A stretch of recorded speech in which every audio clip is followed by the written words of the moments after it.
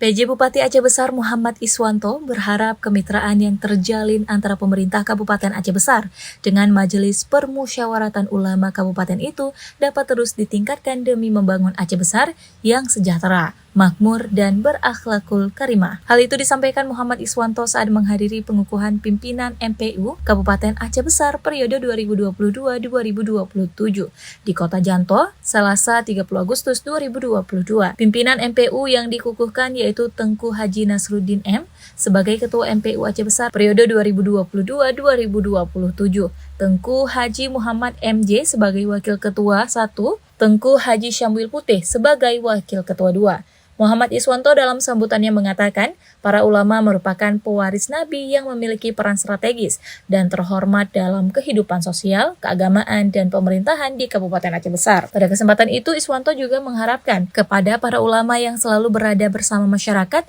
untuk terus berkarya dan beramal dalam membina, mendidik, dan menuntun umat untuk senantiasa mengamalkan nilai-nilai agama dalam kehidupan sehari-hari. Selain itu, Muhammad Iswanto juga berharap para alim ulama dan tokoh masyarakat dapat terus memberikan ide-ide dan pemikiran-pemikiran cemerlang guna kemajuan Kabupaten Aceh Besar.